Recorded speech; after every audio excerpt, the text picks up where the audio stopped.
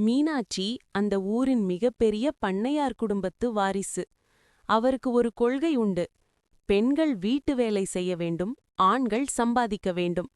அவர் மகன் கார்த்திக் நகரில் ஒரு கல்லூரியில் விரிவுரையாளராக இருக்கும் பார்வதியை திருமணம் செய்து கொண்டான். பார்வதிக்கு திருமணத்திற்குப் பிறகும் வேலைக்கு செல்ல வேண்டும் என்பது ஆசை. கார்த்திக், நம்ம குடும்ப வழக்கப்படி இந்த வீட்டு மருமகள் வாசப்படிய தாண்டி வேலைக்கு போகக்கூடாது. அந்த பார்வதியோட டிகிரி சர்டிபிகேட்டை எடுத்து பீரோல பூட்டி வை. அவளுக்கு தேவை சமையலறை சாவிதான், ஆபீஸ் ஐடி கார்டு கிடையாது. அம்மா, பார்வதி இவ்வளவு வருஷம் கஷ்டப்பட்டு படிச்சது வீட்ல சும்மா இருக்க இல்லம்மா. அவளோட அறிவு 4 பேருக்கு பயன்படணும்னு நினைக்கிறா. அத்தை, நான் வேலைக்கு போறதுனால நம்ம குடும்ப பெருமை குறையாது. நான் சம்பாதிக்கிற பணத்தை விட என்னோட சுயமரியாதை தான் எனக்கு முக்கியம். தயவு செஞ்சு புரிஞ்சுக்கோங்க. சுயமரியாதையா? இந்த வீட்டு பெருமையை விட உனக்கு அது பெருசா போச்சா? வேலைக்கு போனா அப்புறம் இந்த வீட்டுக்கும் உனக்கும் சம்பந்தம் இருக்காது. மீனாட்சியின் பிடிவாலத்தால் பார்வதி வேலையை விட வேண்டியதாயிற்று. ஆனால் அவள் சும்மா இருக்கவில்லை. கிராமத்தில் இருக்கும் ஏழை பெண்களுக்கு தையல் மற்றும் கணினி அழிவை ரகசியமாகச் சொல்லிக் கொடுக்க ஆரம்பித்தாள். இதை கேள்விப்பட்ட ஊர் மக்கள் மீனாட்சியிடம் வத்தி வைத்தனர்.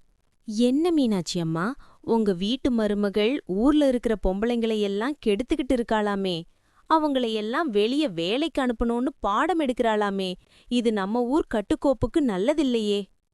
பார்வதி, என் பேச்ச மீறி நீ இதையெல்லாம் செஞ்சுக்கிட்டு இருக்கியா?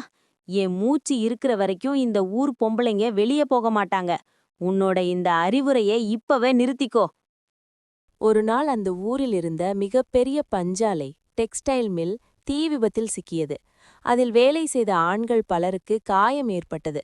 குடும்பத்தையே காங்கிய ஆண்கள் படுத்த படுக்கையானதால் அந்த ஊரே வறுமையில் வாடியது. மீனாட்சியின் குடும்பத்திற்கும் அந்த ஆலைக்கும் தொடர்பு இருந்ததால் அவர்களுக்கு பெரிய நஷ்டம் ஏற்பட்டது. அம்மா, மில்லுல வேலை செய்தவங்களுக்கு காப்பீடு வாங்கி கொடுக்க கூட யாருக்கும் விவரம் தெரியல. எல்லாரும் ஏமாந்து போய் நிக்கிறாங்க. நமக்கும் கோடிக்கணக்கில் நஷ்டம். அத்தை, ஆண்கள் தான் சம்பாதிக்கணும்னு இருந்த காலத்துல இப்போ அவங்க கஷ்டப்படுறாங்க. ஆனா நான் தயார் செஞ்ச இந்த பெண்கள் இப்ப குடும்பத்தை தாங்குறாங்க.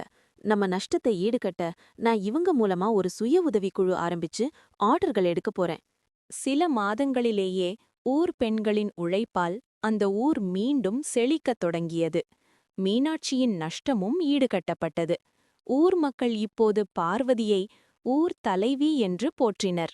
பார்வதி, பெண்களோட படிப்பு வீட்டுக்குள்ளேயே அடங்கியிருக்கணும்னு நினைச்சேன். ஆனா ஆபத்து நேரத்துல உன் படிப்பு தான் இந்த ஊரையே காப்பாத்திருக்கு. ஒரு பெண்ணோட அறிவு ஒரு குடும்பத்தை மட்டும் இல்ல, ஒரு ஊரையே வாழ வைக்கும்னு இன்னைக்கு புரிஞ்சுக்கிட்டேன். அத்தை, பெண் கல்விங்கிறது ஆண்களுக்கு எதிரானது கிடையாது.